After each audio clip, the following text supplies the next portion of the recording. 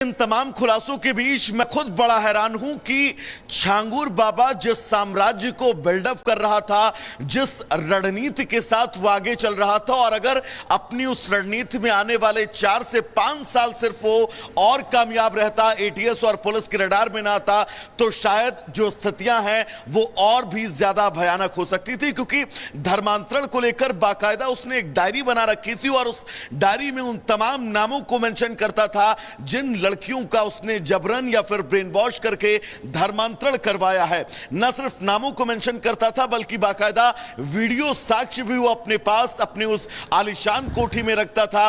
Pen drive के अंदर उन वीडियो साक्ष्यों को भी रखा जाता था जिन महिलाओं ने इस्लाम धर्म कबूला है छांगुर के चलते। यानी कि ये पूरी रणनीति कैसे उसके महाराष्ट्र में तमाम संपत्ति, और ये बिल्कुल चौंकाने वाले खुलासे लगातार हो रहे हैं। हालांकि सरकार अब उन अधिकारियों पर भी नकेल कसेगी जिन्होंने इनकी मदद की है। उत्तर प्रदेश में हजारों लोगों को अपने जाल में फंसाकर धर्मांतरण कराने वाले छांगुर ने विदेशी फंडिंग के जरिए करोड़ों की नामी बेनामी संपत्ति बनाई। ईडी के पास बाबा के कई ऐसे संपत्तियों के कागजात हैं जिसकी जांच इनकम टैक्स, फेमा और ईडी के अधिकारी मिलकर कर रहे हैं। ऐसे कई संपत्तियां महाराष्ट्र के पुणे और मुंबई में भी होने का खुलासा। एक खबर तो हमने अभी आपको दिखाई। इस पूरे मामले पर छांगुर के साम्राज्य की कहानी कहती यह रिपोर्ट देखिए।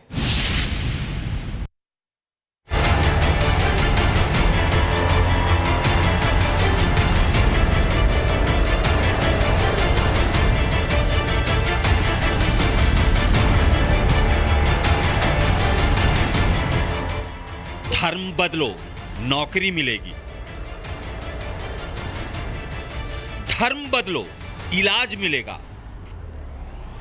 धर्म बदलो, बच्चों को पढ़ाई का मौका मिलेगा।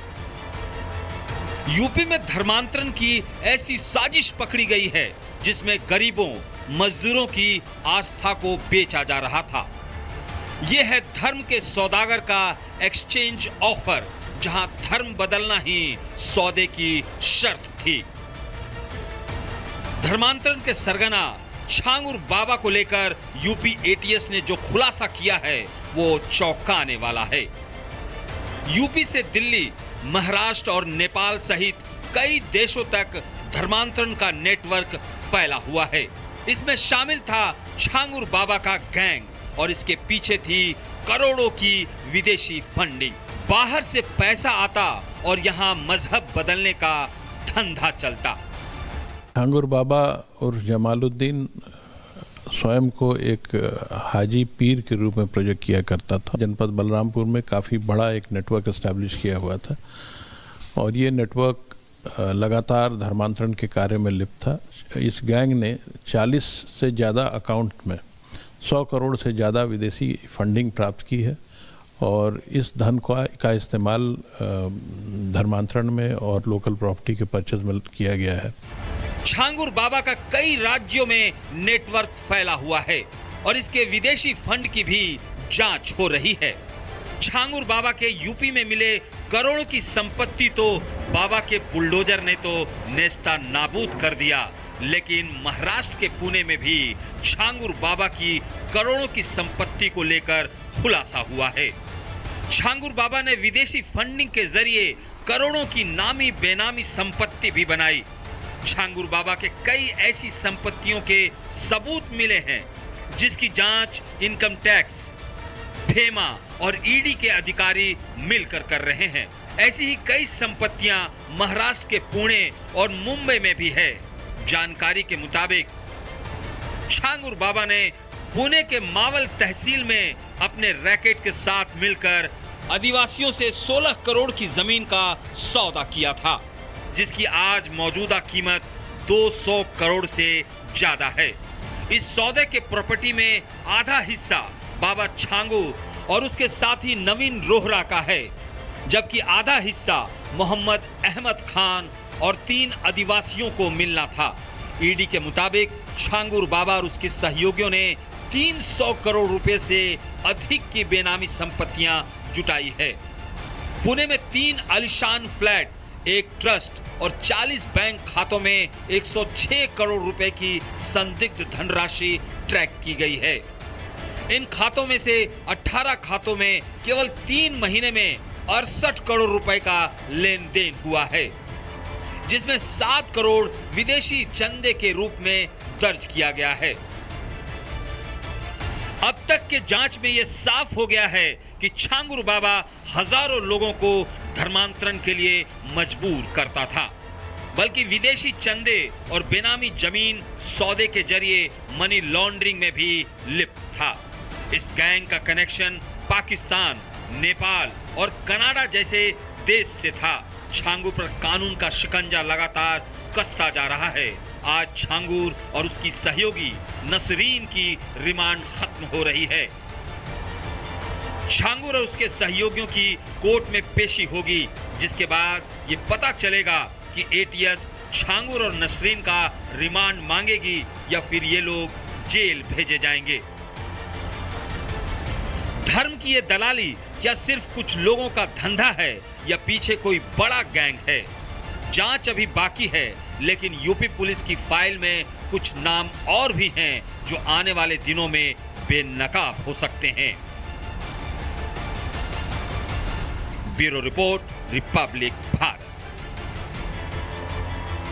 इन तमाम खुलासों के बीच मैं खुद बड़ा हैरान हूं कि छांगुर बाबा जिस साम्राज्य को बिल्डअप कर रहा था, जिस रणनीति के साथ वो आगे चल रहा था, और अगर अपनी उस रणनीति में आने वाले 4 से 5 साल सिर्फ वो और कामयाब रहता, एटीएस और पुलिस के रडार में ना आता, तो शायद जो स्थितियां हैं वो और भी ज्यादा भयानक हो सकती थी। क्योंकि धर्मांतरण को लेकर बाकायदा उसने एक डायरी बना रखी थी और उस डायरी में उन तमाम नामों को मेंशन करता था जिन लड़कियों का उसने जबरन या फिर ब्रेन वॉश करके धर्मांतरण करवाया है।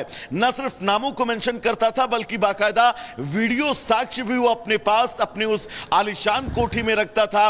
पेन ड्राइव के अंदर उन वीडियो साक्ष्यों को भी रखा जाता था जिन महिलाओं ने इस्लाम धर्म कबूला है छांगुर के चलते। यानी कि ये पूरी रणनीति कैसे उसके महाराष्ट्र में तमाम संपत्ति, और ये बिल्कुल चौंकाने वाले खुलासे लगातार हो रहे हैं। हालांकि सरकार अब उन अधिकारियों पर भी नकेल कसेगी जिन्होंने इनकी मदद की है। उत्तर प्रदेश में हजारों लोगों को अपने जाल में फंसाकर धर्मांतरण कराने वाले छांगुर ने विदेशी फंडिंग के जरिए करोड़ों की नामी बेनामी संपत्ति बनाई। ईडी के पास बाबा के कई ऐसे संपत्तियों के कागजात हैं जिसकी जांच इनकम टैक्स, फेमा और ईडी के अधिकारी मिलकर कर रहे हैं। ऐसे कई संपत्तियां महाराष्ट्र के पुणे और मुंबई में भी होने का खुलासा। एक खबर तो हमने अभी आपको दिखाई। इस पूरे मामले पर छांगुर के साम्राज्य की कहानी कहती यह रिपोर्ट देखिए।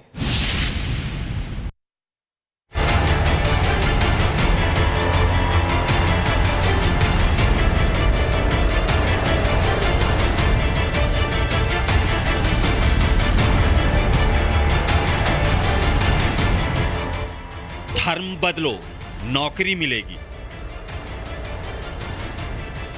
धर्म बदलो, इलाज मिलेगा। धर्म बदलो, बच्चों को पढ़ाई का मौका मिलेगा। यूपी में धर्मांतरण की ऐसी साजिश पकड़ी गई है जिसमें गरीबों, मजदूरों की आस्था को बेचा जा रहा था। यह है धर्म के सौदागर का एक्सचेंज ऑफर, जहां धर्म बदलना ही सौदे की शर्त थी। धर्मांतरण के सरगना छांगुर बाबा को लेकर यूपी एटीएस ने जो खुलासा किया है वो चौंकाने वाला है।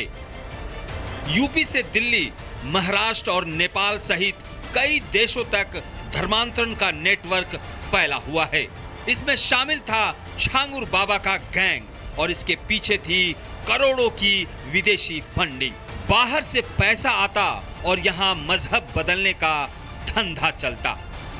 छांगुर बाबा और जमालुद्दीन स्वयं को एक हाजी पीर के रूप में प्रोजेक्ट किया करता था। जनपद बलरामपुर में काफ़ी बड़ा एक नेटवर्क एस्टैब्लिश किया हुआ था और ये नेटवर्क लगातार धर्मांतरण के कार्य में लिप्त था।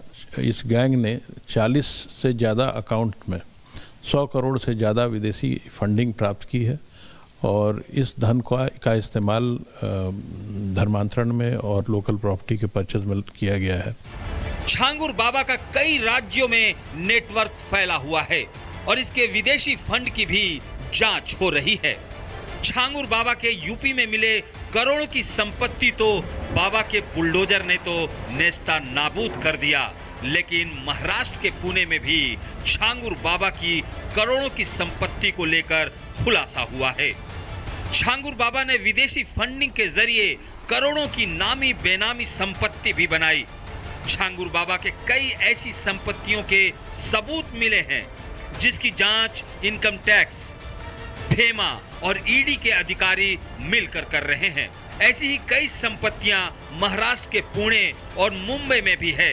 जानकारी के मुताबिक छांगुर बाबा ने पुणे के मावल तहसील में अपने रैकेट के साथ मिलकर आदिवासियों से 16 करोड़ की जमीन का सौदा किया था, जिसकी आज मौजूदा कीमत 200 करोड़ से ज्यादा है।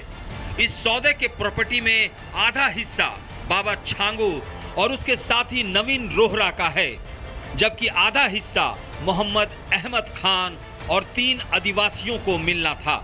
ईडी के मुताबिक छांगुर बाबा और उसके सहयोगियों ने 300 करोड़ रुपए से अधिक की बेनामी संपत्तियां जुटाई है। पुणे में 3 आलीशान फ्लैट, एक ट्रस्ट और 40 बैंक खातों में 106 करोड़ रुपए की संदिग्ध धनराशि ट्रैक की गई है।